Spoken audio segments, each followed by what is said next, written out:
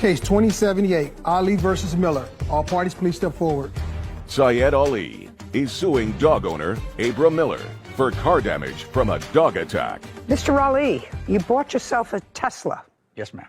A new one? Yes. When did you buy it? I bought it on 6th of June. Of this year. Yes. How much did you pay for it, sir? 68. And there was a loan on the car? There's a loan on the car here. So you have full insurance on the car? Yes. What's your deductible? Deductible is $1,000. $1,000. Yes. This is what your case is about. You were going to check on a child's house of yours. Yes, ma'am. It's my son's house. I go there every day. We bought that house for on my son's and my name. It's for my... Oh, so it's a house that's jointly owned by you and your son? Yes, ma'am. But you don't live there regularly? I don't live there. And where does Mr. Miller live? He lives on a different street, but his backyard and my backyard, they meet each other in the back. How long have you owned that house?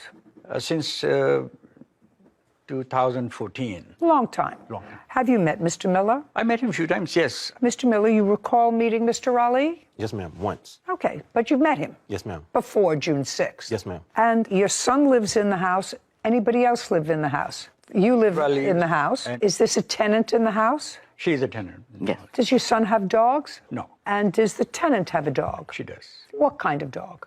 A Yorkie. You have a Yorkie? Yes. It's a small dog. Yes. Yes.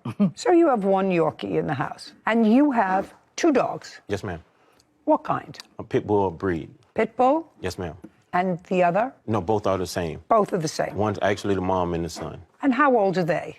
The mom's 10, the son's about 8. And you've had them for years? Since they were born. So June 16th, you go to check on the house. Yes. Tell me what you saw when you pulled up to the house. When I went there to the house to check my mail, I saw 2 dogs. Where did you see the I two saw dogs? them in the porch. On your porch? Yes. Okay. Had you ever seen those dogs before? No, I never saw them before. Could you describe them for me? They're a big size. They are black and white, and they're... One was black and white or both black and white? No, the one is black and white, and I have some pictures of them. Oh, you took photos? Yes, ma'am.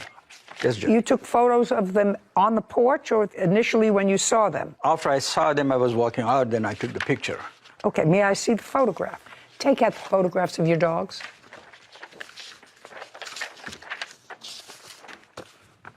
Would you say, give me both photographs, please?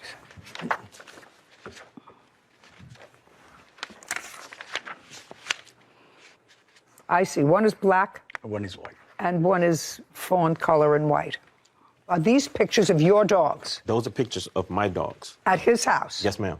Okay, so now your dogs are out. You're not at his house, just your No, dogs. Just the dogs. Okay, so now I got it. So you took pictures of the dogs the day of this incident at your house. Yes. And these are your dogs? Yes, ma'am. Okay, tell me what happened with your car. Most states now exclude certain dogs from their policy. One that's right on top of the list are pit bulls. You are aware of that.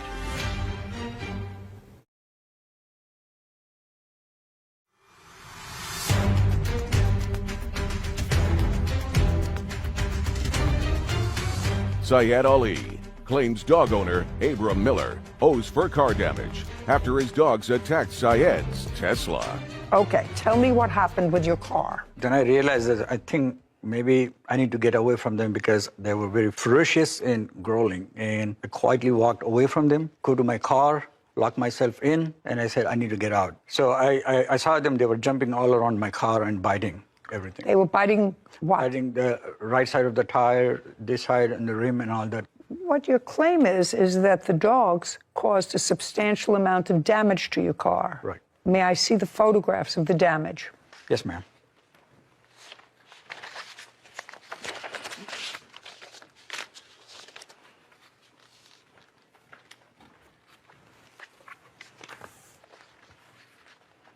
So the car had scratches on it, I see. And what about the wheel rim? Is that, you're also showing me the scratches on the wheel rim? Yes, they were biting all the rims and the tire, and they went into the front and bit on the bumper. May I see that?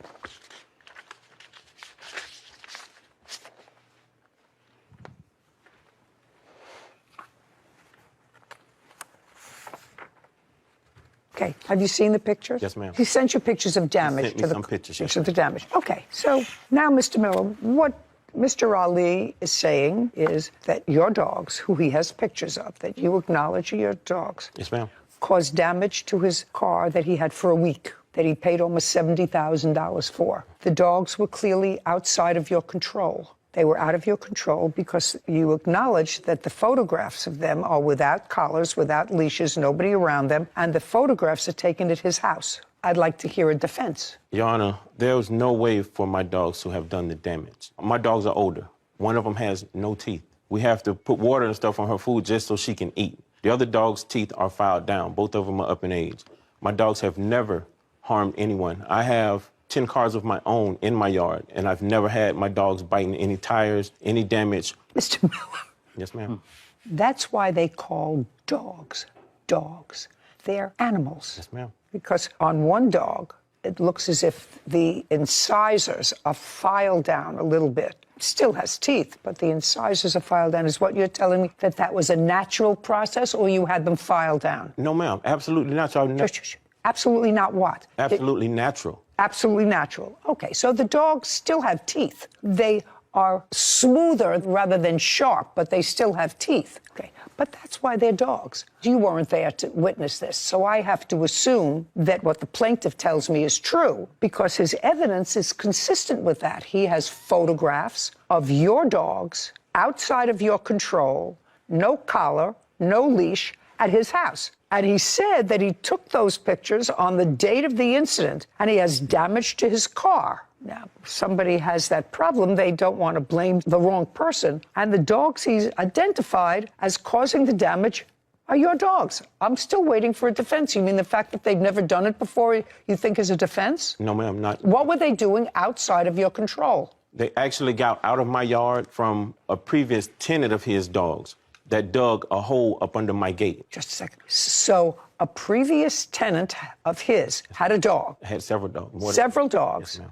Doesn't live there anymore, dug a hole under the fence. When did that happen? That was earlier that year. Okay, and when did you first discover it? I didn't realize it until after this incident. Are you trying to tell me that it happened earlier in the year and your dogs just found the hole? They had never been out before? Is that what you're trying to tell me? Yes, ma'am. Oh, I don't believe that, sir. You're responsible for his deductible. Did you have the car fixed?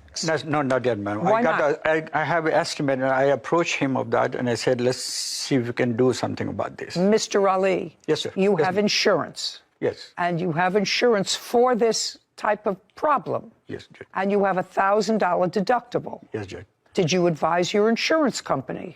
I wasn't, because I was trying to see what my good friend neighbor wants to do. Do you own your home? Yes, ma'am. Do you have homeowners insurance? Yes, ma'am. Does the homeowners insurance exclude your pit bulls? Do they exclude them? I'm not sure. Well, in what state do you live? Florida. In Florida.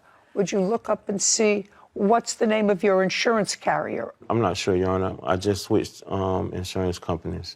Did you have insurance, homeowners insurance, in June? Yes, ma'am. You did? Absolutely. Well, did you inform your insurance company that there was a problem? No, ma'am. Why not? Because I was trying to get an understanding of what was going on. I'm just telling you what's going on. So now you know what's going on. Your dogs caused damage to his car. Most states now exclude certain dogs from their policy. One that's right on top of the list are pit bulls. You are aware of that. Yes, ma'am. And either you pay a higher premium or the insurance company says we're not insuring them. You do understand that? Yes, ma'am. Okay, so now you understand. Does your policy exclude your pit bulls? I don't think so. No, ma'am. Well, I don't know, and I don't know how to find that out unless you can give me a definitive answer, Sarah. It depends upon the insurance company. It does. Yeah, and you don't remember your insurance company. So, Mr. Ali, he's not paying the $8,000 that it's going to take to fix your car. That's what you have insurance for. Okay? But he's going to pay the deductible. You have insurance. It's a brand new car because you have a loan. So you must have insurance, which I'm sure you do. Yes, I do. Then if you were having a difficult time with Mr. Miller and his insurance, which I could probably understand because it may exclude his dogs from the policy, you have to advise your insurance company. And I don't understand why you didn't do that. But I was going to see if he wants to go ahead and fix it. Well, he's not paying $8,000 to fix it. He's going to pay the $1,000 deductible on your policy. He was suggesting me that he could just go and get a spray paint and paint that little thing. And I didn't like that idea. And I said, let's go to Tesla and have it done by the properly from... Absolutely, I agree with you. It's a brand new car. You should have it done by Tesla through your insurance. That's true. Yes, Good. Judgment for the plaintiff in the amount of $1,000, which covers your deductible. We're finished. This court is adjourned.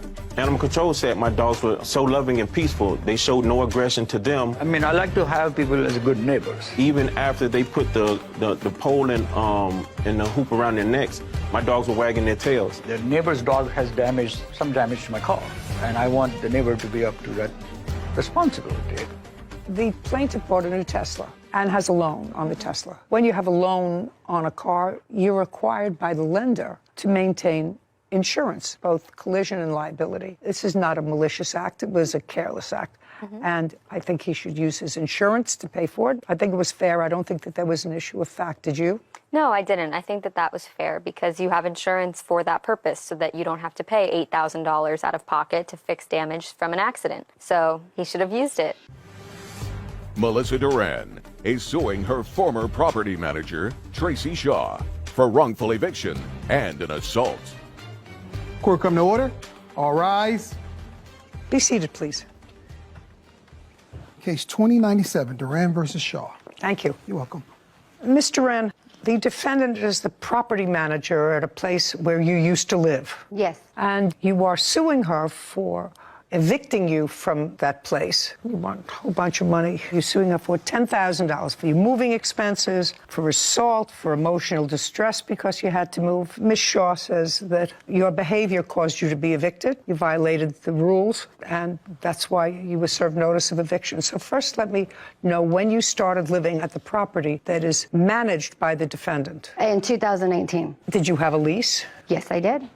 Do you have a copy of that lease with you? Yes, I do. I'd like to take a look at it.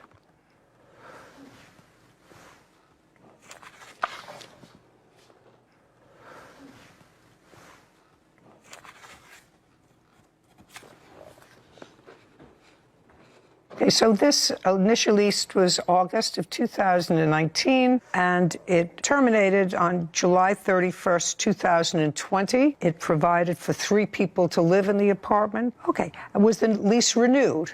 Nope. Okay, and so then you became a month-to-month tenant? Yes. And that was in February of 2020? They also increased the rent. That's okay, they're allowed to do that. That's a business. No, I know. They're allowed to do that. When your lease was extended on a month-to-month basis after February of 2020, would you tell me if the same people lived in the apartment as were on the original lease? No.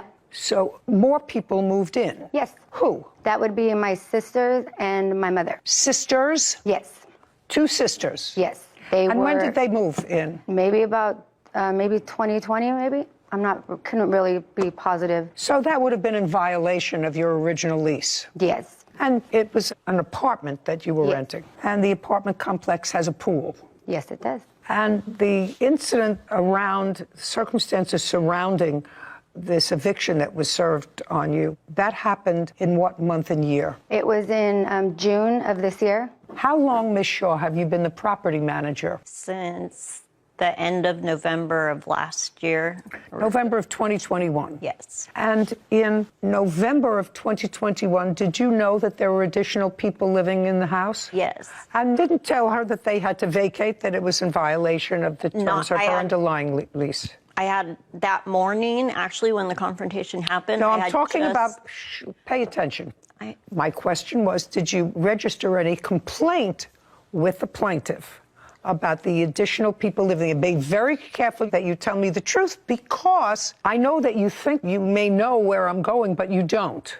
Did you make any complaint to her November, December, January, February, March, April, or May? The answer is either yes or no about the other people living in the house. No. So I guess I'm going to start with you, because an incident occurred that resulted in her being evicted, that you're serving her with a notice of eviction. Right. Tell me when that took place, because I have to know what your reason was. That's a fair statement. Yes. Right. Okay. So in June 22, like I said, that morning I had served on What that morning? June 21st or something, I believe. What kind of letter were you serving on her? I just gave them, mine is, it's just a complaint notice, saying that. Do you have a copy of that? Do you know what she's talking about? Yes, I have a copy. I'd like to see it. There you go.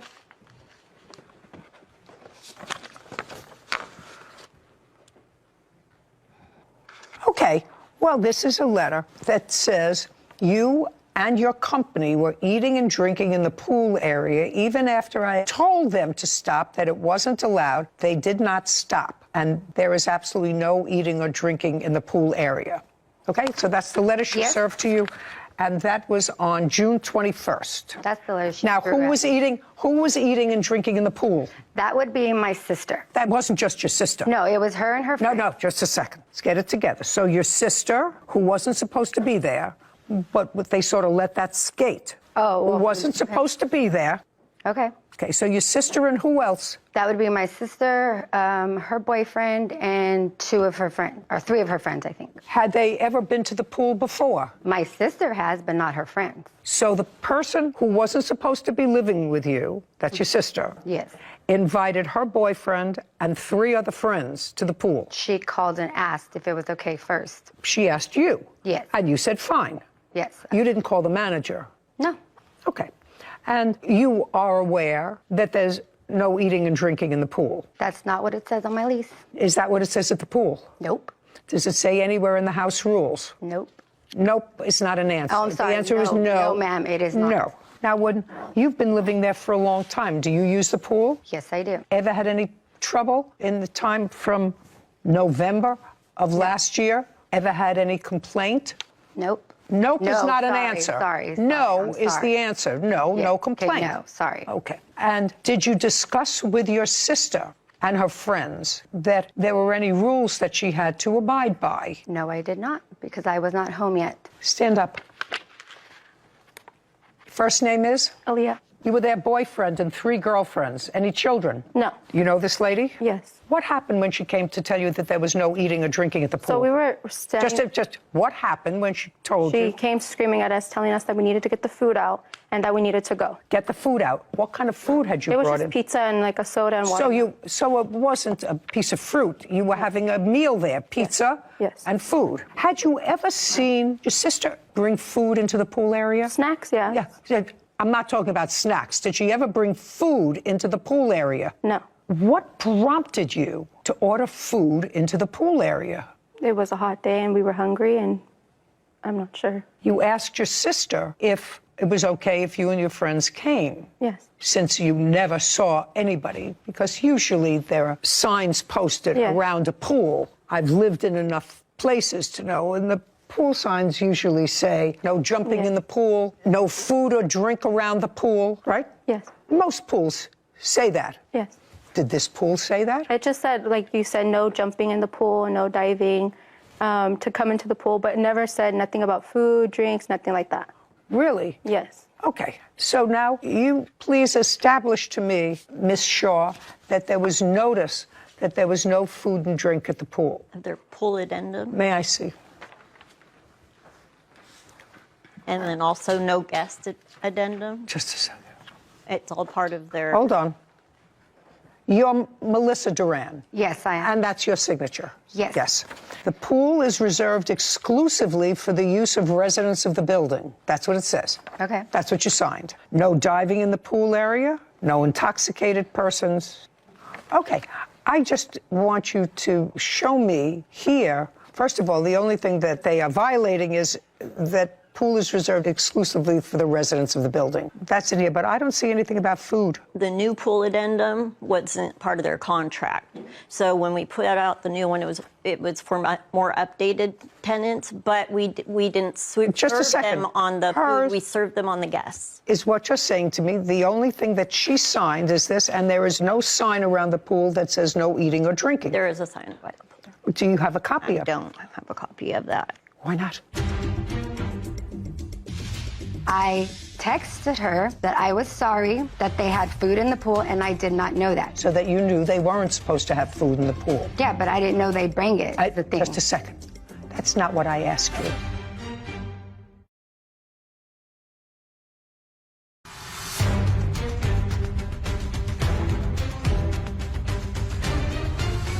Melissa Duran claims her former property manager, Tracy Shaw, owes for a wrongful eviction and an assault.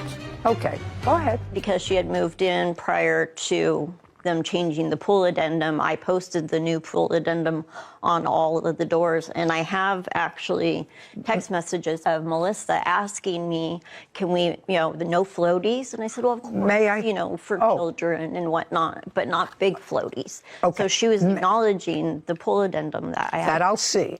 Now, she's going to show me your text messages to her. Yes. So you received the revised pool rules. Yes. And did the new pool rules say anything about guests? No, it did not. So if it said nothing about guests, you originally said that the pool is specifically reserved for residents of the complex. Yes. And according to you, the new pool rules, do they talk about having floaties in the pool? Yes, it did. Did it talk about having guests at the pool? Yeah, actually it did. And what did it say?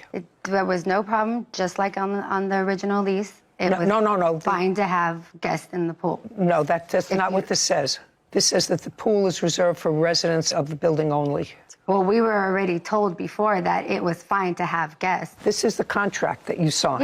Yes, I understand. So this is the first one that you signed, this one. And absent anything else, this says no guests at the pool. This says residents only. Okay. You say that it was the new rules allow you to have guests, or were they silent? There was nothing on there saying that you cannot have guests.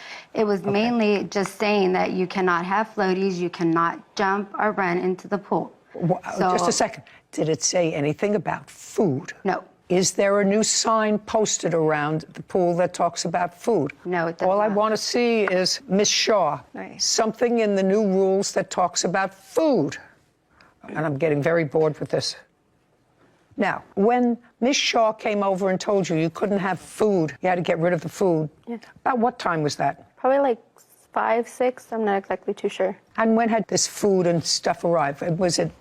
We brought it. We were coming in with the food. We walked in with the food. I'm pretty sure Just a she's seen second. us. So you and your group, 5 people, walked in with dinner to the pool area. And did the dinner include any alcoholic beverages like beer? No. What kind of drinks were there? It was Pepsi. It was soda. And what happened when Miss Shaw came over and told you you weren't allowed to have the food at the pool? She came very aggressively. She came aggressively and she said you're not allowed. She stormed out and screamed, get the food out and you guys need to leave. And so what did you do? I told her, okay, I'd get the food out, and I made a call to my sister to come help me with the food. And as we were packaging, Where was your sister? She was upstairs. So when you came out with the food, you came out of the apartment? No, we had just gotten there.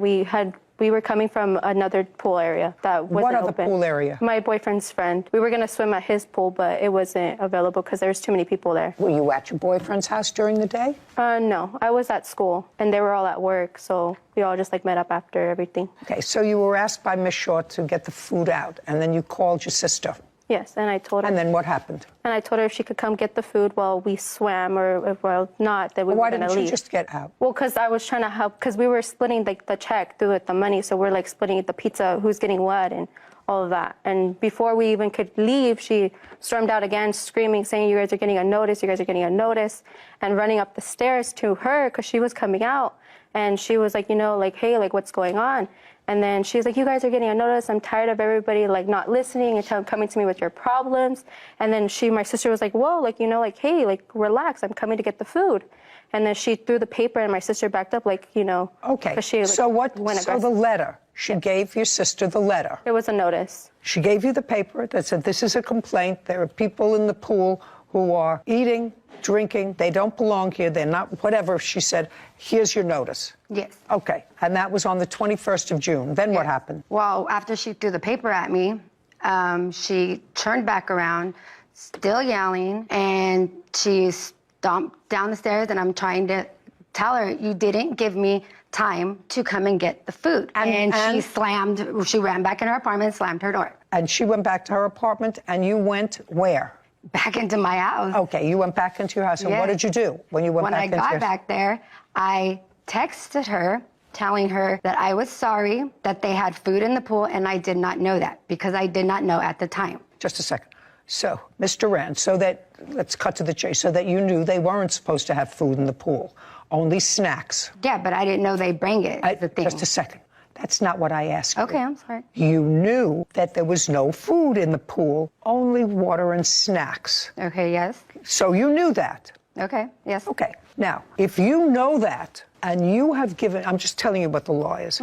If you know that there is a rule, and you don't convey that, that's your problem. Okay? Okay. All right, so that's June 21st, when guests that you agreed to have in the pool, you didn't know that there was food there. You knew that there wasn't supposed to be food there. That knowledge is imparted to your guests. That's a legal assumption. I want to know what happened after June 21st. When were you served with a 3-day notice to quit? I believe it was on the 24th. I'd like to see it. Okay. I have 3 of the same. They sent me 3 of them. I just have to see one. Did the attorney, who you say you gave by a cash app, return any of the monies? Okay, well, you served this 3-day notice to quit, Ms. Shaw, and in it, you're alleging threatens to commit a crime. So I assume that the person, it talks about a statement, threatens to commit a crime. I assume that the threat was directed to you. Yes. In any event, you were given a 3-day notice to quit, but actually you managed to get that extended to 30 days. Yes. And one of the things that you had to do was to hire an attorney. Yes. And when you hired an attorney, did you hire an attorney and pay a retainer? Oh, yes, I did. Okay. I'd like to see proof of what you paid the attorney. I don't think I bring the one that pertained to the lawyer. What I do have is him finding out what the criminal act was. No. You're a month-to-month tenant. Yes. Landlord has a right to give you a 30-day notice and say you have to quit the premises. You have no legal right to be there. My only question is you were not given 30 days notice. You were given a 3-day notice, and I'm not actually convinced that there was a basis to give you a 3-day notice. If I called him, would he tell me that you paid him $1,200? Yes, he would. Though I still owe him $250. So you paid him $950. Okay, okay. What do you mean, okay?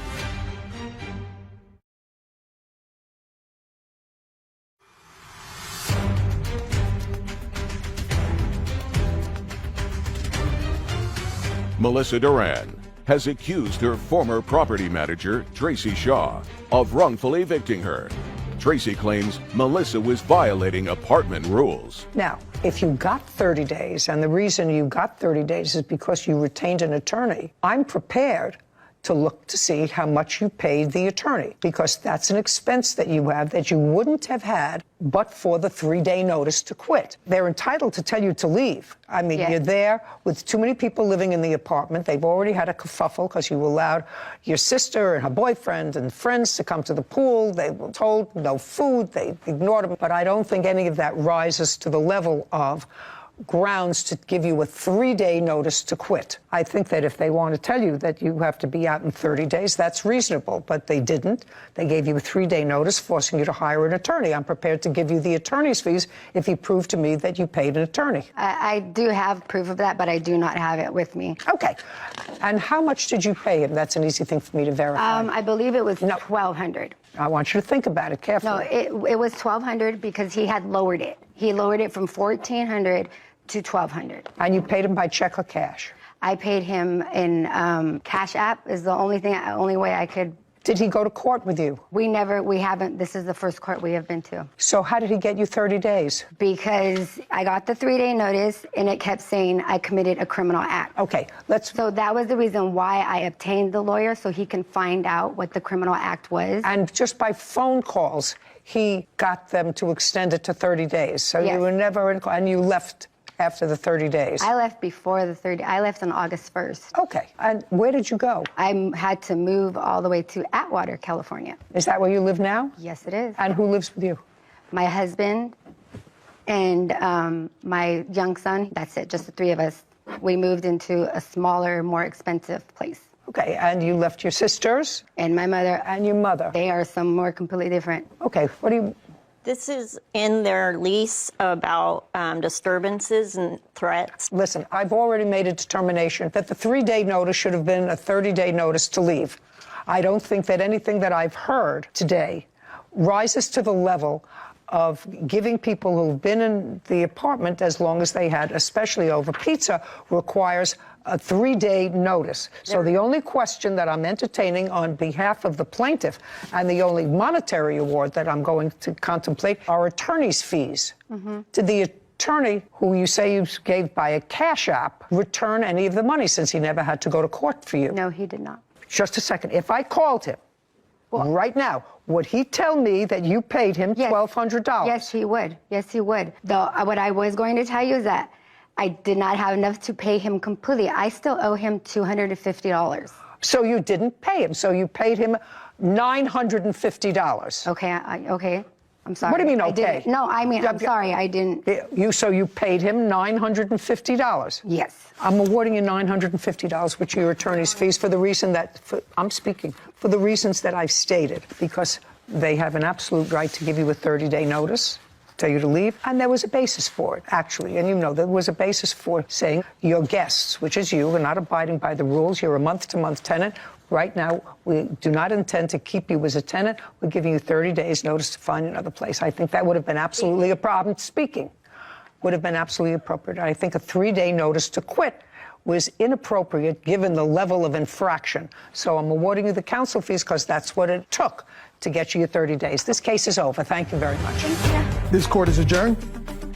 I'm disappointed in the decision. Her actions of her aggression, throwing something in my face, that was a little bit excessive. I don't feel that I got to say more of the story that continued to happen. Her actions caused me to get evicted in 3 days. They have bad character, and so I don't think that I owe them anything. I mean, I didn't think anything like would come to this, you know. I'm just glad they're gone. I'm happy to be out because I just really wanted her to be held responsible for what she did. So a trend I've seen a lot here is plaintiffs suing for wrongful eviction when they're a month-to-month tenant. And from what I've learned in landlord-tenant law in New York, I know it varies a lot from state to state, is the landlord only has to give you as much notice as your term, which if you're a month-to-month tenant would be 30 days. So people have to really understand the legalese of their contract and of their lease, because if you feel like you're being wrongfully evicted as a month-to-month tenant, that's a different standard than if you have a standard year-long written lease. Well, that's sort of the reason. I didn't think that the one instance that was raised was sufficient to give them a 3-day emergency notice to quit. Might have been enough, that coupled by the fact that there were too many people living in the apartment, to give them a 30-day notice. That is, you're right, it's your property. But I didn't think it rose to the level of a 3-day notice to quit for threats. I didn't either, so I agreed with your $950 judgment for the attorney's fees. Would have been happier if she had some sort of a receipt or something from her Cash App, because she very quickly changed the $1,200 to $950.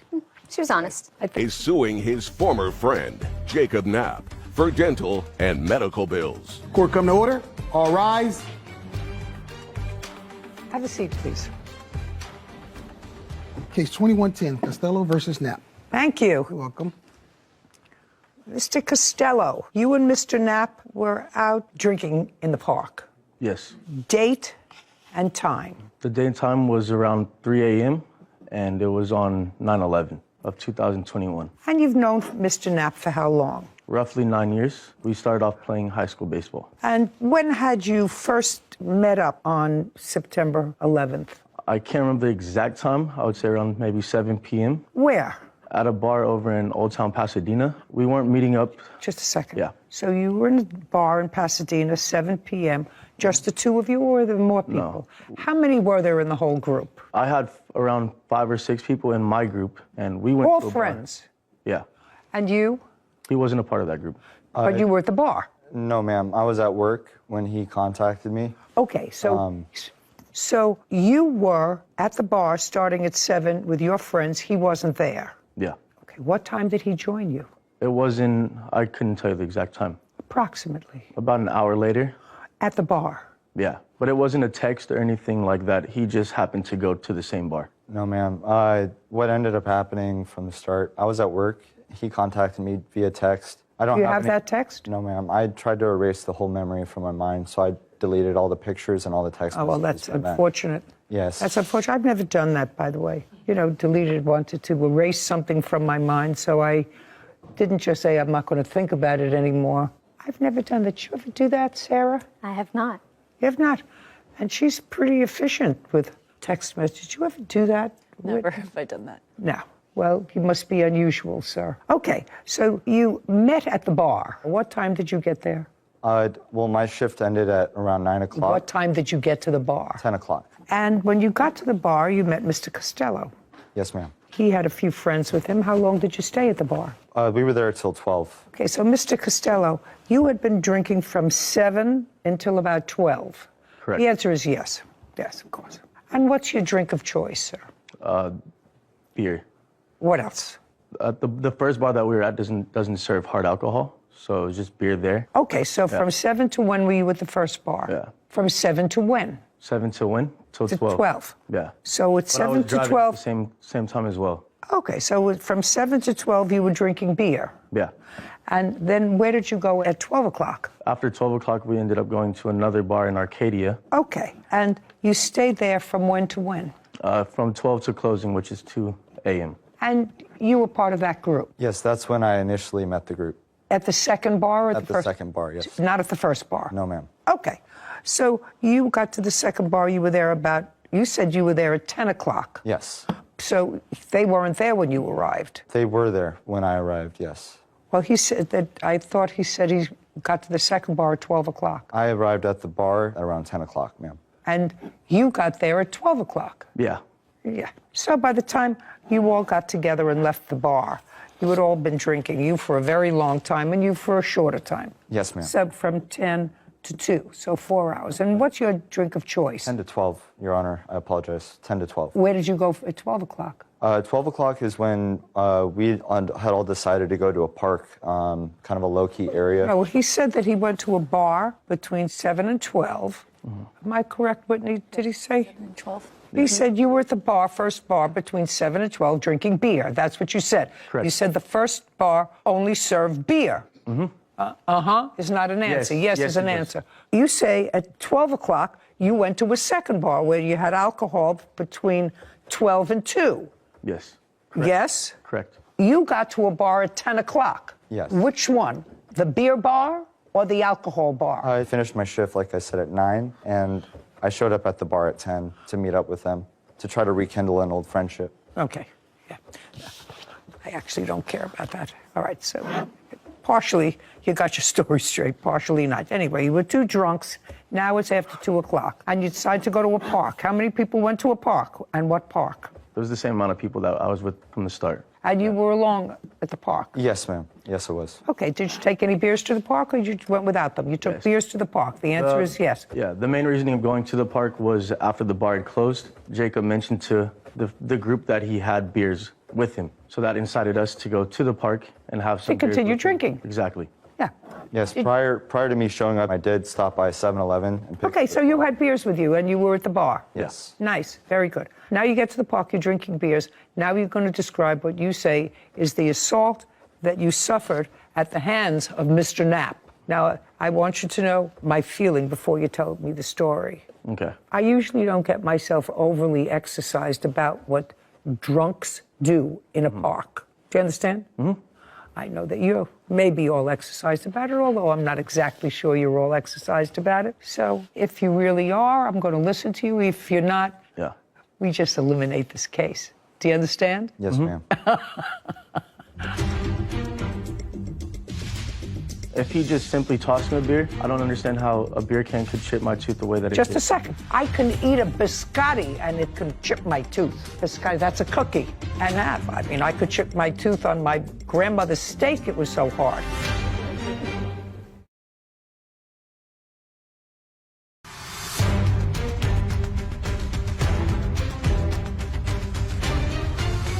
Giovanni Costello claims his former friend, Jacob Knapp, owes for dental bills after being hit in the mouth with a beer can. Okay, go. You're in the park, drunk. Starting at He's the in the park, yes. park, drunk. Yes. And To state I was not drunk because I was driving my witness here. I my want to friend tell you Maureen. something. If you were drinking Right. from 7 to 2, you were I drunk. hadn't been drinking the whole time that I was Let's there. go. Let's go. Okay. So going into it, I was sitting at a park bench with Maureen here, and then I had another 2 friends that were on the other side, and we're hanging out. They had the 2 across from me got up.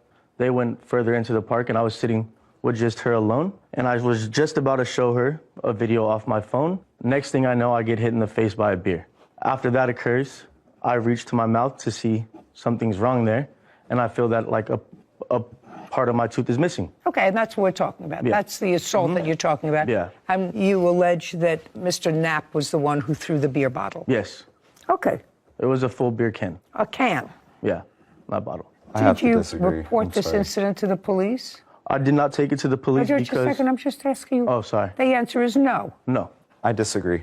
With Disagree his, that he went to the police? With his story. Okay, I'll get there. Okay, so now you get hit in the face with a beer can, step by step.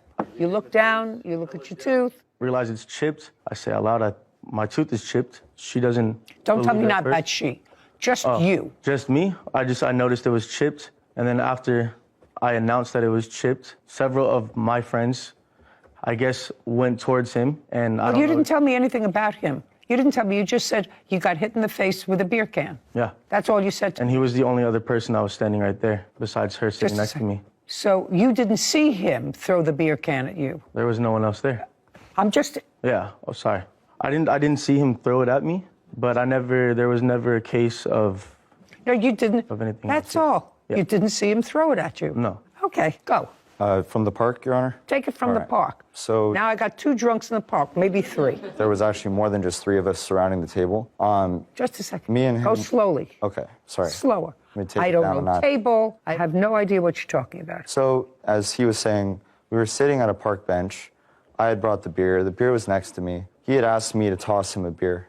And that's plainly what Okay. I did was I underhanded him lightly a beer to him. And in his defense, he's saying he wasn't drunk, but it definitely was apparent that he was. When And you lightly anybody who's been toss a drinking beer, from 7 to 2 in the morning is drunk. Yes, ma'am. So I lightly tossed him a beer, and unfortunately, it was dark enough to where he had missed, and the beer had hit him in the face. In which, after immediately, I started to apologize to him, stating that I didn't mean to, but it was apparent he was looking at me and did not catch the beer. So personally, I think everything he said to you Okay, right now was that's your story. You tossed him a beer Yeah. because he asked you. He said, toss me a beer. yes, Your Honor. And it was dark, Yes, and you were drunk, and he was drunk. I wasn't drunk, Your Honor. I had 4 beers within the time of 10 o'clock till I'm not- when this incident happened. You know, I'm not real comfortable with that, sir. Okay. Because according to you, you had been drinking for 4 hours. And not only were you drinking for 4 hours, but you brought extra alcohol to have in the park. By the way, Which was a by the closed way, container. where do you live? In what In city? Pasadena, Your Honor. In California. Are you allowed to drink alcohol in parks in California? I'm not certain. Well, let's find out. Open beer cans in city parks in California. That's a no. So after, We're not talking yet. I'm sorry, excuse me. Drinking alcoholic beverages is a prohibited activity in parks and park areas, according to the Pasadena City Park rules. Thank you. This park that you went to, what's the name of it? I'm not sure. It was up the street from the last bar we were at. Okay. Now, did you, Mr. Costello, and the defendant, immediately after this event, did you communicate with him via text or email? I texted him, I think it was roughly a couple of days later. Okay. I'd like to see the text. I have that. That's all I The want to other see. thing I could- Don't say anything else. Okay. Just show me the text that you sent him a couple of days later. There it is. Okay, thanks, Kevin. I'd like to see these texts from your phone, and I'd like to see all your text messages starting September 14th It's right here. of 2021.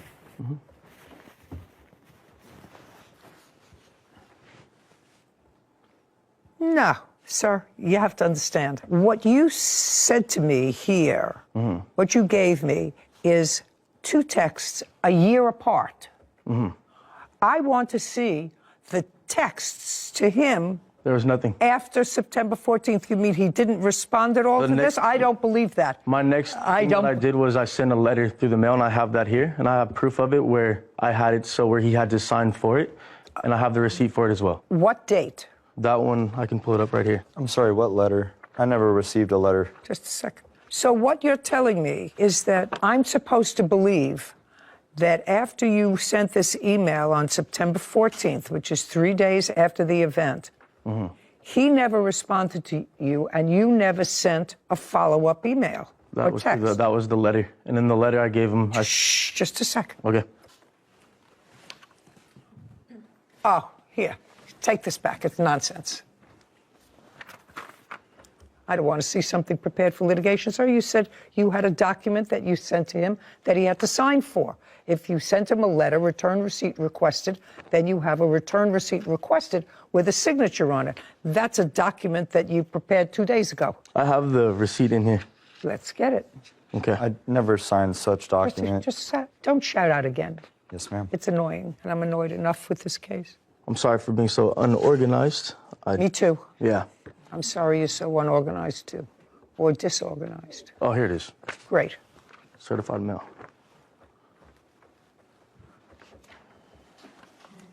They're stuck to the back one. This was sent April of 2022. I want to see what the response was. There had to be a response. I never got a since response September from 14th, 2021. There had to be a response. I never got a response from him.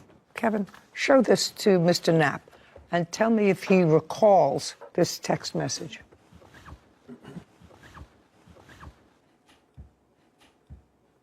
Your Honor, no, I do not remember getting this text. Why would you respond a year later? I know from the past, dealing with Mr. Knapp here, he tends to always, being friends, whenever get into an altercation or argument, he unfollows me, blocks me on everything. Okay. So there's a possibility by that text message not going through. I don't deal in possibilities, sir. I sent the text message, and I have proof of there. It was delivered, and I never got a response from him. I'm just asking. Yeah. Sir, this incident happened September 11th. You have to understand, I think that if that's what happened.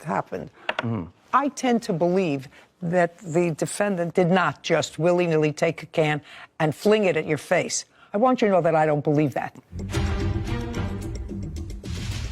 You were stupid enough to throw the beer can in his direction. You're two drunks, that's what happens. So don't get so drunk and go to a park. How old are you? 27. 27 is on you? 28, Your Honor. 28. You know, old enough not to be so stupid.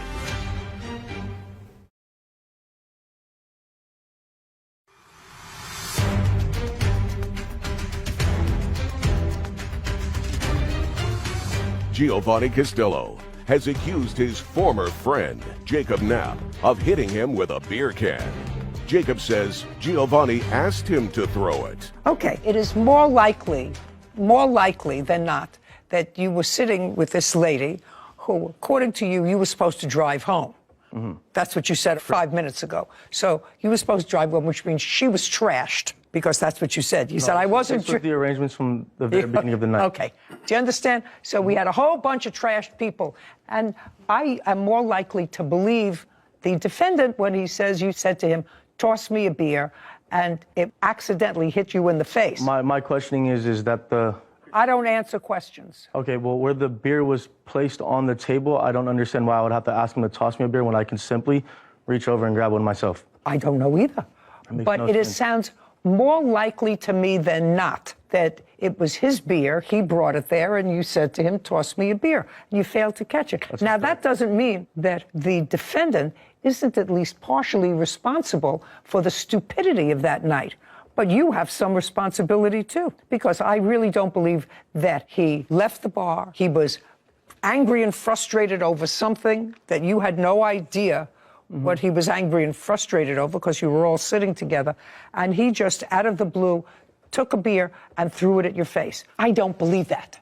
Do you understand? If I could show you a picture here, you could see that if he just simply tossed me a beer, I don't understand how a beer can could chip my tooth the way that it did. Just a second. It can. It can. Okay. I can eat a biscotti and it can chip my tooth. Biscotti, that's a cookie, a very hard cookie. And have. And have. I mean, I could chip my tooth on my grandmother's steak, it was so hard. But certainly from a beer can. So I don't believe that you're blameless. What was your dental bill, sir? I have the statements here. While he's looking for that, you understand that if you were sitting there and instead of a bunch of beer cans and the plaintiff said to you, you know, that gun that's in your pocket, toss it over to me. I want to take a look at it. And you did. You took a gun out of your pocket and you tossed it over to him. And as you were tossing it over, it accidentally fired. Would it be his fault if he got shot?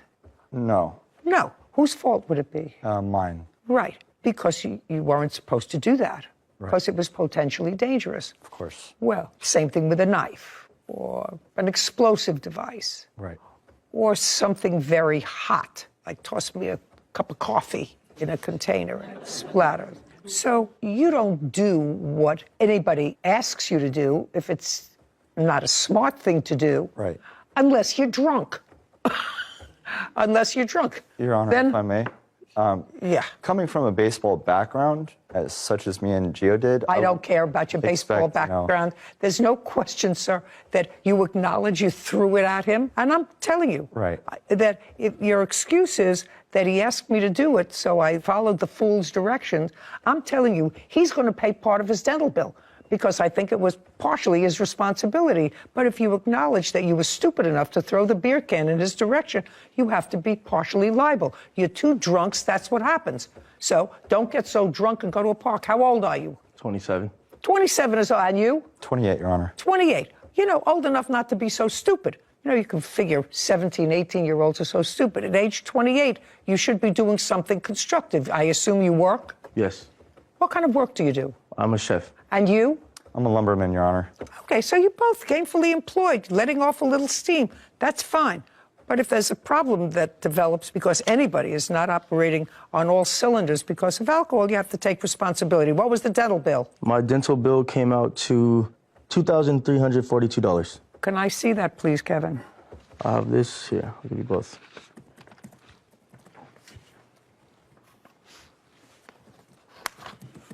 Was any of this dental bill covered by insurance? On the dental, no.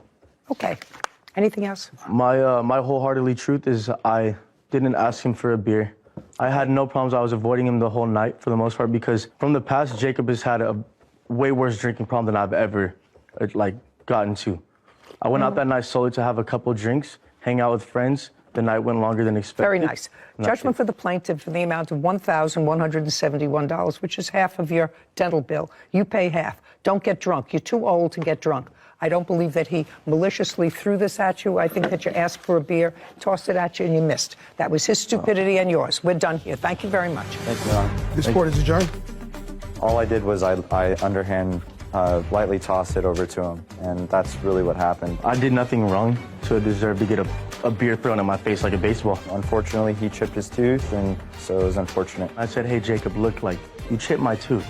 Look what you just did. No more drinking in the parks, guys. Not to do it again. I think this situation is the exact reason cities like Pasadena have rules about drinking alcohol in parks. Because, like you always say, it's not an on purpose, it's an accident. But a lot of times there are certain things that can increase the probability of an accident happening. True. And I think drinking at 2 a.m. in a park probably is one of those things. That's true. So so many times rules and regulations don't seem to have any substance of reason behind it. But Whitney Shepard is suing motorist Rachel Velasquez for property damage. Court come to order. All rise. have a seat, everyone.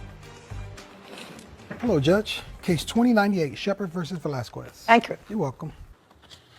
Okay, Ms. Velasquez, I'm going to start with you because the case is unusual and the case really starts with you. You were driving your car. Correct. And had an accident on the 13th of February of this year. Right.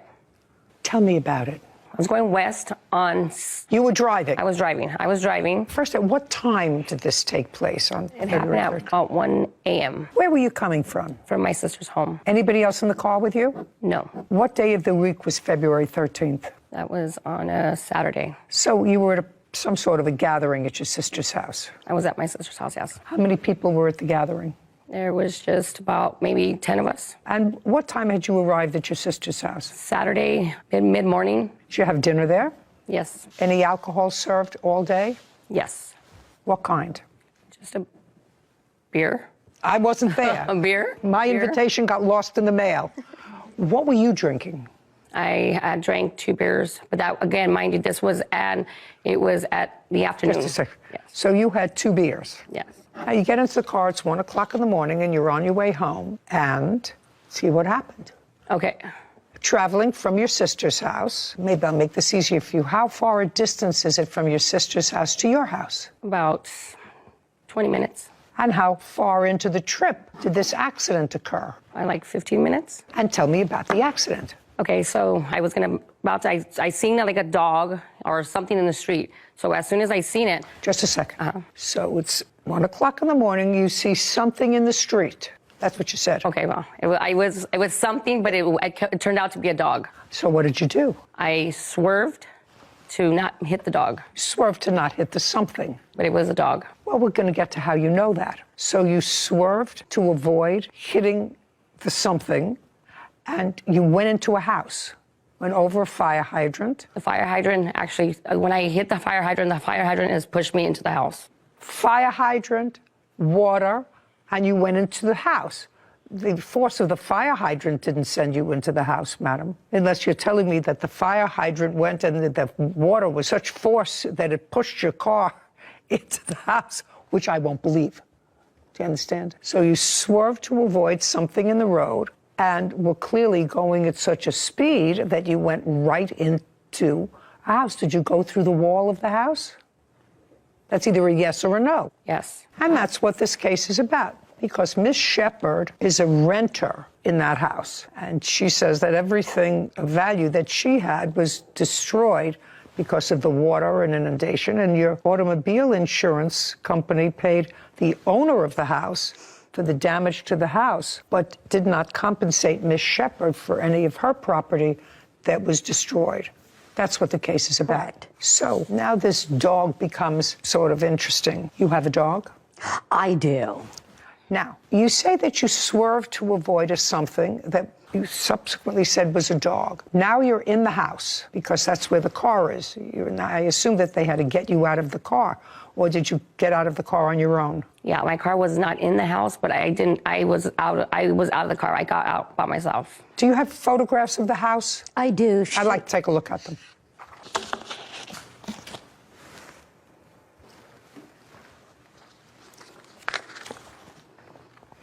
Oh, that's pretty much in the house. Yeah, she went through 2 walls. Yeah. Do you know how much money your insurance company paid out to the homeowner? $5,000. $5,000. Is this your car? Yes. And this is where it landed? Yes. Okay, now, you got out of the car, and what did you do? I got out of the car. My sister, she was there too. What do you mean your sister was there too? She was following right behind me because she's the one who she had seen the dog that I swerved to hit. She's seen the dog as well. I'm talking to you. You got out of the car, and? I went to walk to get my sister. And? And we waited for the ambulance to get there. For whom? For me. What was wrong with you? I had 3 broken ribs. Where did you wait for the ambulance? Right in front of the house. Now tell me about the dog. The dog, the car came to a stop, I seen the dog run back into the yard. Yeah. So you're crashing into the front of the house. Your eyes are in front of you. You're crashing into a house. You take down the whole wall when you crashed into the house. And what you're telling me is you crashed into the house, and out of what kind of vision? You went through a wall. How did your eyes get to the backyard? You swerve. You go into, either you swerve because there's something in the road, or you swerve because you weren't paying attention, or you swerve because the beers that you had were too late in the day, whatever the reason that you swerved. But now you're facing the inside of a house. I want to know at what point you saw a dog run to the backyard. Well, the car wasn't, I didn't hit head on. It was on the side. It was on the left side, the right side. It was on the right side. So when I hit it, everything went to the right side. I didn't hit it straight on, head forward. This is your car. But I did not hit it straight This is head your on. car. So you're telling me your car was damaged before? No, ma'am. Okay. Now, I'd like you to tell me, Miss Shepard, I'm sure you have a list of things that were destroyed. You did not have renter's insurance. I did not. And what happened when you submitted a claim to Miss Velasquez's insurance company? Absolutely nothing. They never even got back to me on it. Okay, I'd like to see proof that your insurance company paid the owner of the house. I don't have that on me. You have your insurance card here? Yes. Good, I'd like to see it.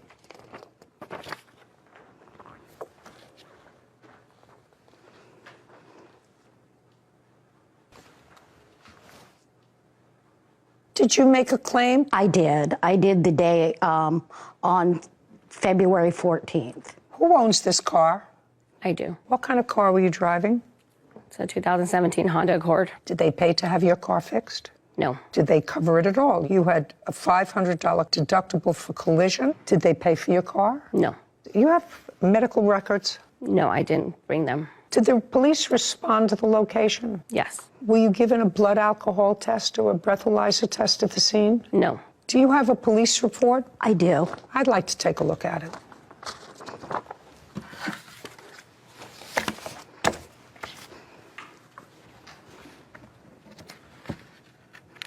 Okay. Arrived at the scene at 2:30 in the morning. This was determined to be a solo vehicle crash with minor injuries involving an impaired driver. That impaired driver would be you, because she wasn't driving her house. Now, Ms. Velasquez, not good form when the police reports. Do you see the police report? Have you seen the police report? Yes. Okay, so you know the police report found that you were impaired at the time of the accident. It also indicates that the police officer immediately after the accident questioned you on a gurney in the hospital. And that was immediately after this happened. I'm going to read what it says. Party 1, Velasquez, is riding her Honda at 55 miles per hour while under the influence. It says at the time of your statement, Party 1, that's you, states she attempted to turn left because she was heading to her mother's house, but did not recall how she crashed. Certainly don't see anything about a dog here, only an impaired driver. Okay, and then later you told this police officer that you admitted drinking 3 beers early at her home. Police officer said he asked you whether you felt the effects of alcohol drinks, to which you replied yes. The officer conducted a limited number of field sobriety tests at the hospital, which Party 1 failed to perform. Party 1's objective signs and symptoms of intoxication, and you were placed under arrest. No, ma'am. Yeah, I placed Party 1, that's you, under arrest for DUI. This police officer determined that you were drunk, and this police report has absolutely nothing about a dog causing the accident. It has you saying, I don't know what caused the accident. Yes. And later today. I don't understand what the issue is. She paid for the tickets. You did not, but you used the vouchers. I did. Well, then she's entitled to be compensated for what she paid. I mean, I don't know. This is not rocket science. Am I missing something here?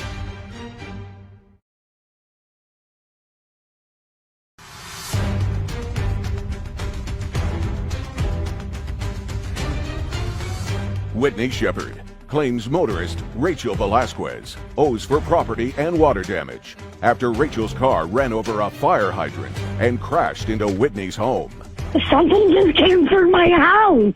My house exploded. I'm stuck in here. I don't know what's going on. There is a car in my house. Oh my God. They hit the fire hydrant. They went through my house. I no longer have a house. Okay. Did you receive a citation? No, I did not. You didn't? No, ma'am. Really? No. Well, then you want me to assume that when the police officer said that he placed you under arrest, and I can understand why they didn't remove you from the hospital, that you were subsequently given a citation, but you had to receive some sort of citation from the police, madam, unless you have medical records which indicate that the blood that they drew indicated that there was no alcohol in your system, because this police officer determined that you were drunk. And this police report has absolutely nothing about a dog causing the accident. It has you saying, I don't know what caused the accident. Yes. Okay. Ms. Shepard. Yes. The defendant is responsible for the damages done to your property. And so I've seen the extent of this damage done to the house. Were you able to stay in the house subsequent to this crash? No. Where did you go? I got relocated to Corona. I'm renting a room in Corona. And had you been renting the whole house? Yes, yes. For how long? 10 years. And what was your rent on the house? $7.15 a month. And in the 10 years that you lived there, you accumulated all your stuff? Well, that and time before I lived there, but yes. But for 10 years? For 10 years, Were you yes. able to take any of your furniture? I got 3 pieces of furniture, which included my mattress. That was okay? It was okay. Okay. And I got an armoire that is ruined at the bottom from the water and a dresser that was ruined from the water. The rest of the furniture in the house, did it belong to you? It did. Okay. So you had a table, chairs, eating? Table and chairs, no couch. It was a small house, 457 square feet. What about your clothes? I have not seen my clothes since the day the accident happened. Did the water infiltrate the house as a result of the fire hydrant? Yes. I was trapped in that house for 4.5 hours. Me and my dog were trapped in the house for 4.5 hours. My dog was in bed with me, sleeping. When you left to rent this room, did you take anything with you? Well, the night the accident happened, when I was trapped for 4.5 hours, I was hiding because the fire hydrant was throwing big rocks onto the roof, and I thought the whole house was coming down. But I kept coming out and filling a backpack with things my grandchildren had given me and pictures of my grandchildren.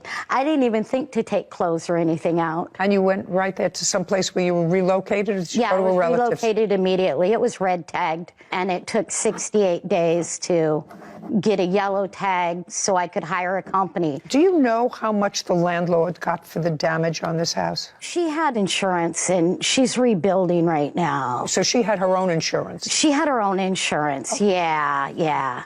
Okay. Ms. Velasquez, there's no question in my mind that your mind is fresher at the time of the incident than it is months and months later when you've had a chance to reflect on why an accident is not your fault. You were questioned by police officers immediately after the incident. You responded, actually, to the police officers and told them what happened and told them that you crashed and you didn't know why. The police officers observed your demeanor. They determined that you were operating a vehicle under the influence of alcohol.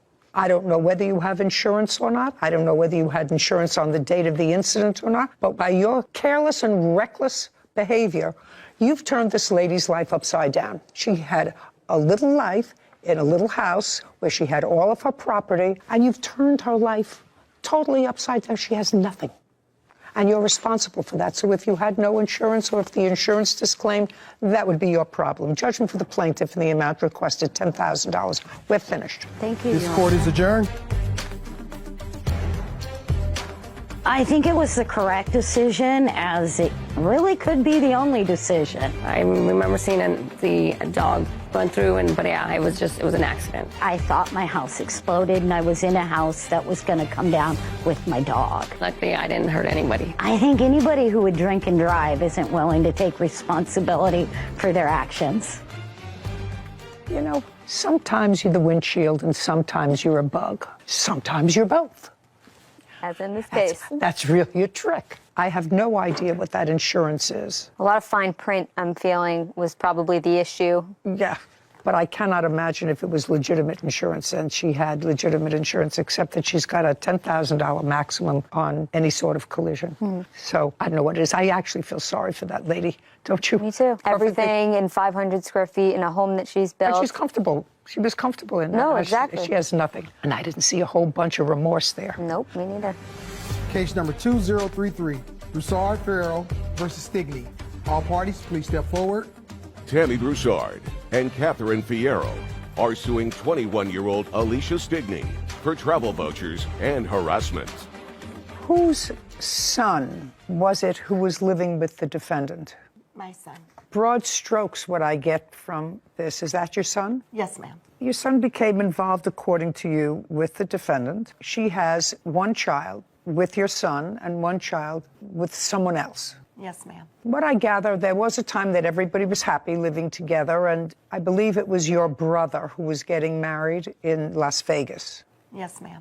And the defendant at that time was put in charge of ordering the plane tickets for everyone to go. But the defendant was told to use someone else's credit card. And who was that? That's Catherine Fierro's. That was Miss Fierro. Yes. Miss Fierro is whom? I am the fiancée to her brother. In any event, the wedding did not come off as planned in Las Vegas. Parties did not use the flight tickets that you had booked with someone else's credit card. Correct. And you were given travel vouchers. And that's what they're suing for. They want their travel vouchers.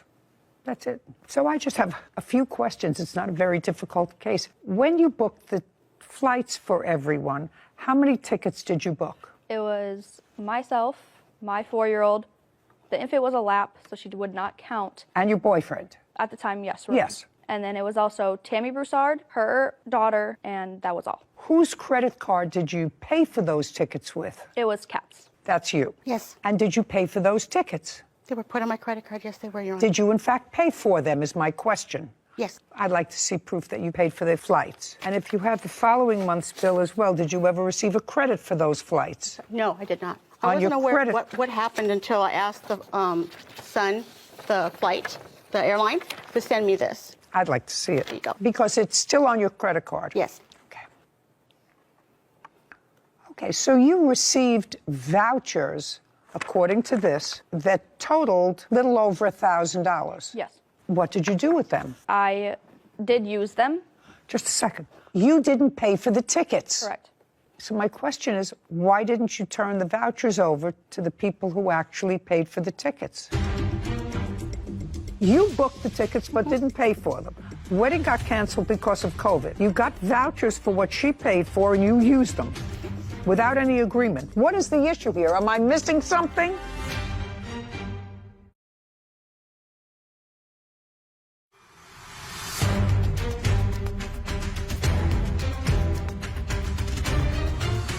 Tammy Broussard and Catherine Fierro claim 21-year-old Alicia Stigney owes for travel vouchers and harassment. Now, did you discuss the vouchers with her? I did not meet her until, I believe, early February when we left Las Vegas to go to Minnesota. And shortly after meeting her the day that we got there, she called my fiance, asked if we could watch the baby. No. But we did have a discussion about it, a slight one. Only a discussion with you. I don't want to hear about any conversation. Well, I did bring it up. Well, to I'd her. like you to tell me what the discussion was. When we came to watch her baby for the first time, she went to show me the baby's room where the diapers were, where the wipes are, and she was running around looking for wipes, and I said, I don't want to seem rude, but you do have the vouchers, correct, for the wedding. They were specifically meant for my wedding. And she said she didn't really have time to talk about it, that she was going out for the weekend to Rochester to go out and have fun with her. So she just left very quickly. Then we watched the baby a second time, and I decided to leave a little bit early to get to the house to watch the baby. And when we arrived, she was out the door. So she did not want to talk about Well, I don't, that's sort of speculation. Yes. I don't understand what the issue is. She paid for the tickets. You did not, but you used the vouchers. I did. Well, then she's entitled to be compensated for what she paid. Your Honor, she also posted on Facebook trying to sell the tickets. Well, I mean, I don't know. This is not rocket science. Am I missing something here? You booked the tickets but didn't pay for them. The wedding got canceled because of COVID. You got vouchers for what she paid for and you used them without any agreement. What is the issue here? Am I missing something?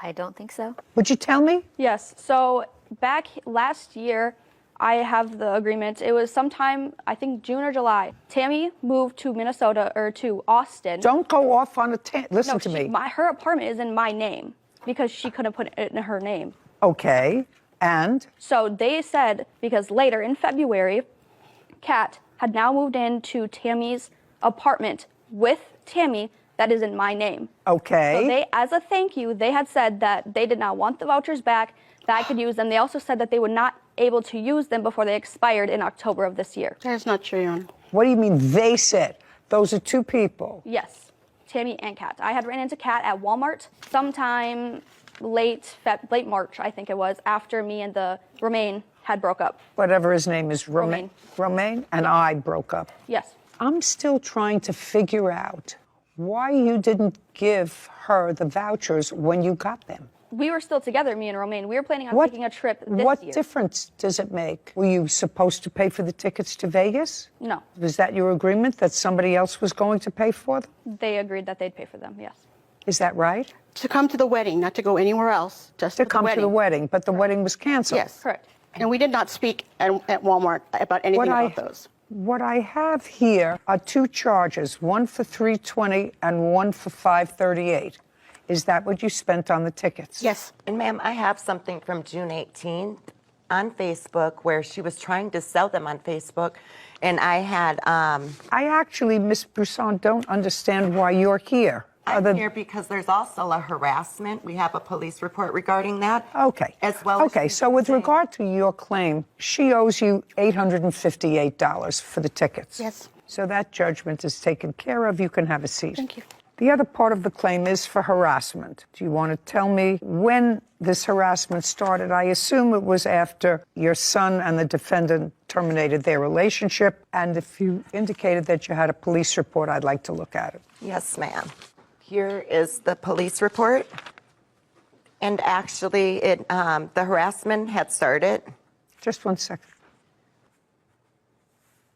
As far as this police report you gave me, the only thing that's complained about here, really from your end, initially, was the fact that your son's tax money was put in her bank account by mistake. It was something entirely different because he doesn't have the evidence that he needs with that. I don't care. I'm just telling you what the document is that you handed me as evidence of harassment. And the document that you handed me as evidence of harassment, the focal point of it is last week his tax return got deposited. Alicia withdrew all the money from the account, and this included $1,500 from the tax return and $1,000 that was in the account.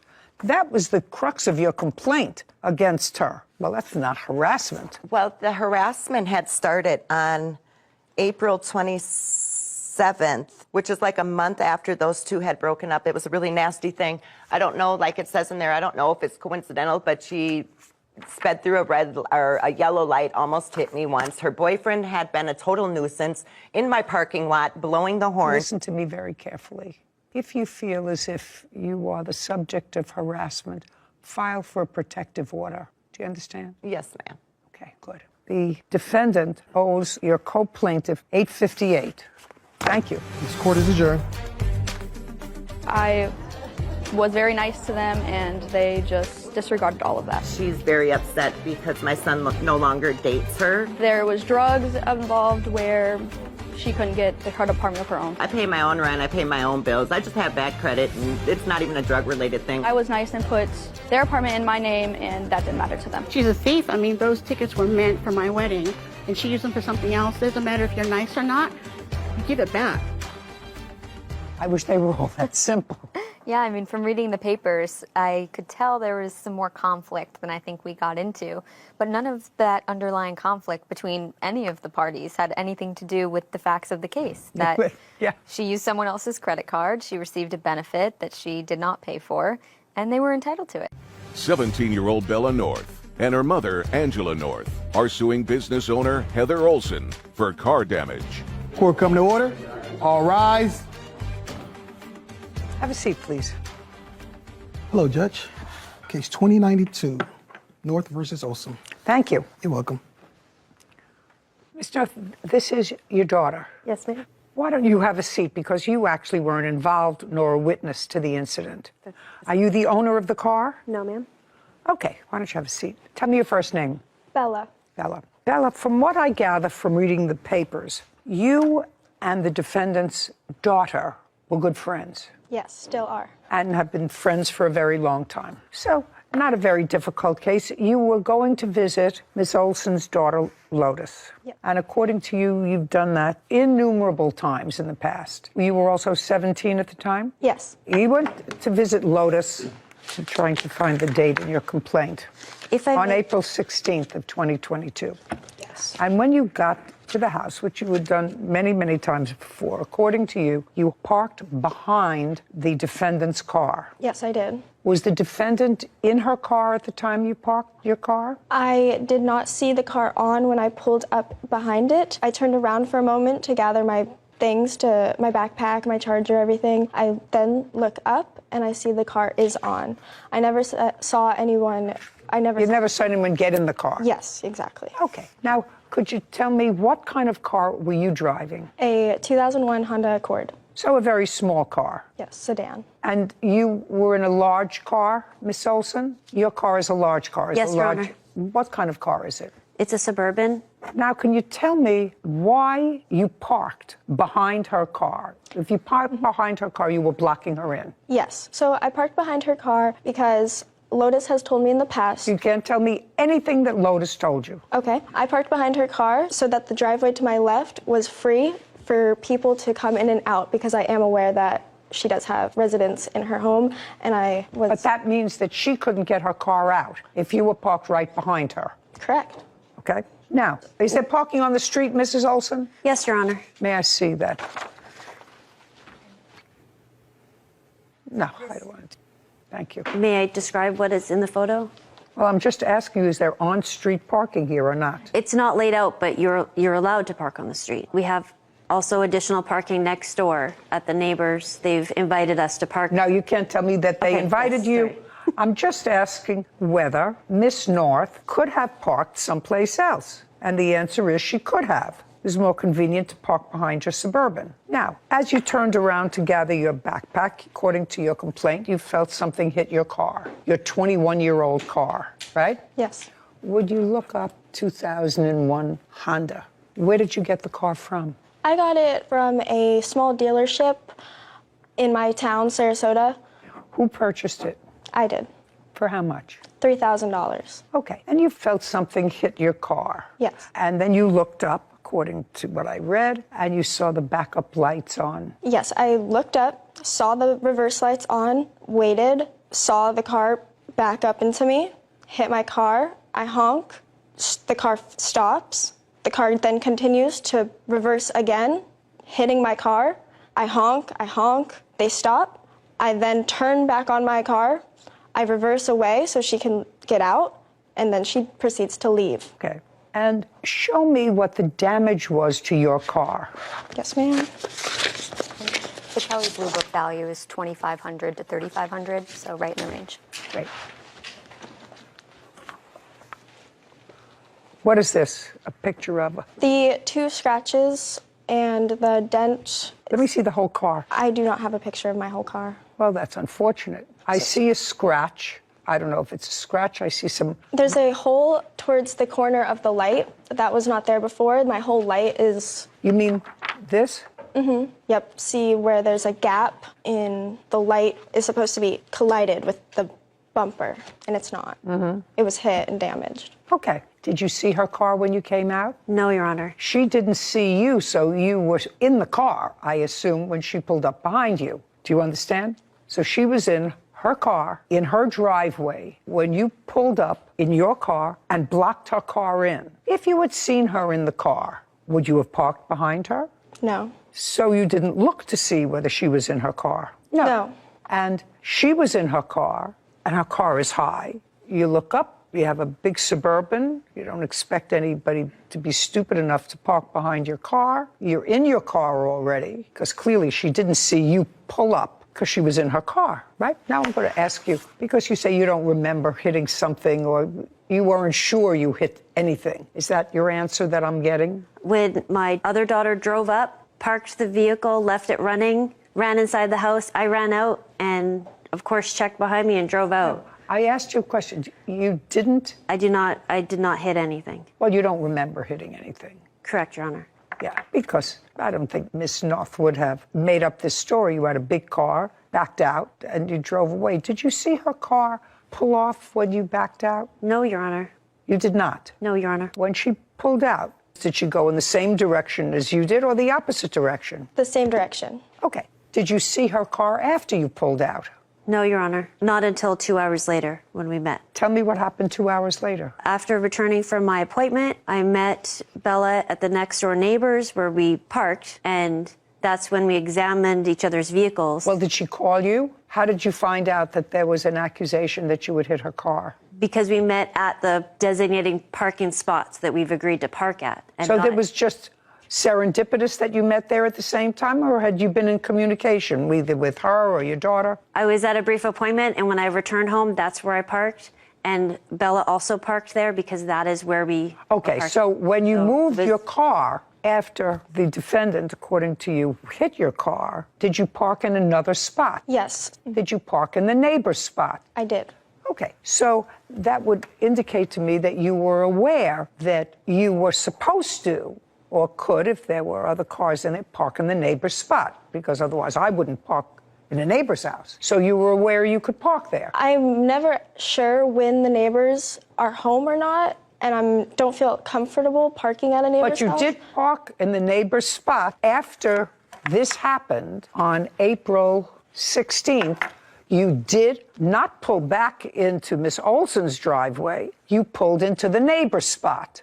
I did. And then you went into the house to visit Lotus, right? Yes. Now, Lotus didn't witness this, I assume? No. When you met in the neighbor's spot, did you show Miss Olson the damage? I did. We didn't meet there. We met outside of her house as I was leaving Lotus's house and she was going in. I confronted her about it, and then... Tell me what you said when you say you confronted her. Tell me what you said to her. That's the question. I said, "Are you aware that you hit something earlier? That was my car. Do you want to go check it out?" Is that the conversation that you had with her outside? No, Your Honor. Are you trying to tell me that it happened earlier in the year and your dogs just found the hole? They had never been out before? Is that what you're trying to tell me? Yes, ma'am. Oh, I don't believe that, sir.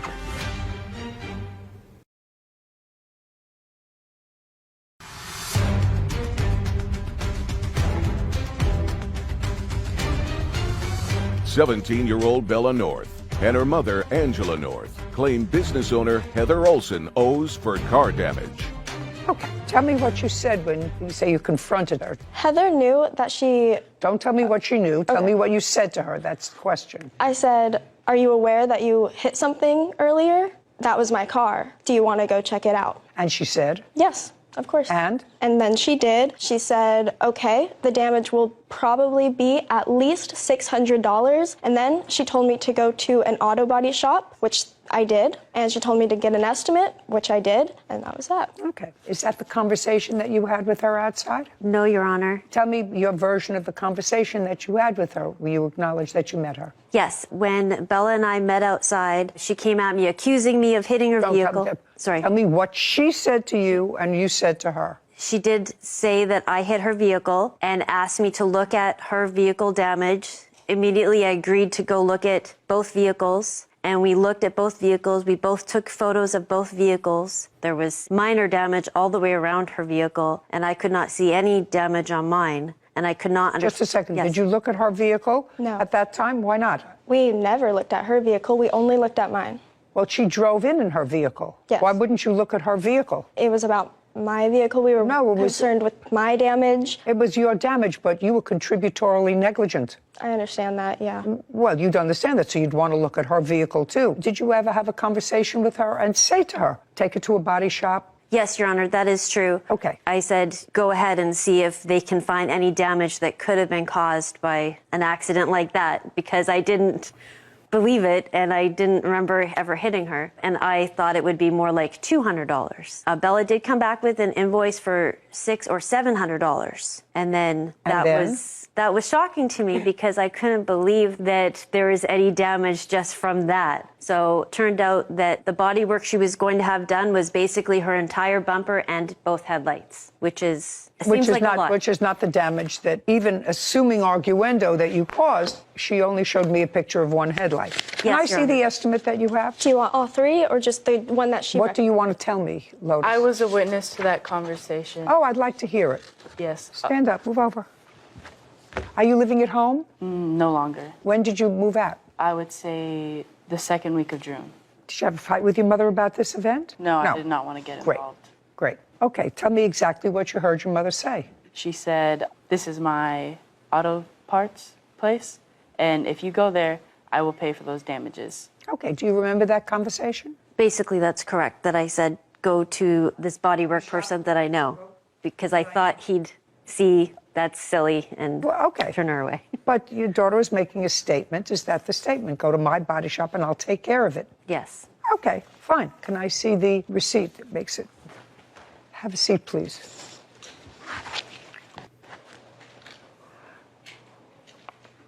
This says customer pays $0, insurance pays $7.95. In my historical brain of information, an estimate from a body shop when they believe insurance is going to pay for it is always a little bit inflated. Did you have your car fixed? Not yet. Not yet. Okay. You agreed to pay for the damage. That's what you agreed to. I will tell you, if you had not agreed to pay for the damage, I would find the plaintiff 50% responsible for this accident. She was as negligent as you were in hitting her car, and I do believe that you hit her car. So absent an agreement by you to pay for the damage, I would actually split this between the two of you and find the plaintiff 50% contributorily negligent. But since you agreed to pay for the damage and you acknowledge you agreed to pay for the damage, I must rely on this bill, which is $795. Judgment for the plaintiff. Thank you. Thank Court you. is adjourned. I don't think it caused too much friction as we were never that close. Still in shock. Obviously, I'm still close with her daughter, so it hasn't caused too much friction. I agreed with your judgment to give the plaintiff a little bit of money, but I'm not so sure on the contributory negligence reasoning. I agree that parking behind someone's vehicle is never ideal, but if you're going to operate a motor vehicle, you have to check your surroundings. I think that people have to be more careful when they're People have driving. to be vigilant, but you know, just because there's an accident doesn't mean it has to be always someone's fault. Sure. That's why they invented the doctrine of contributory negligence. I actually think it was just lazy of the plaintiff to park in a spot. She wasn't paying attention to her surroundings because she didn't see the defendant in her car. The defendant ran into her car, didn't see the little car behind. I believe that they were equally responsible. But for the agreement that the defendant made, I would not have awarded her the whole thing. I would have awarded her 50%. Seemed like just a case of blind spots and bad timing. Yeah, that's true.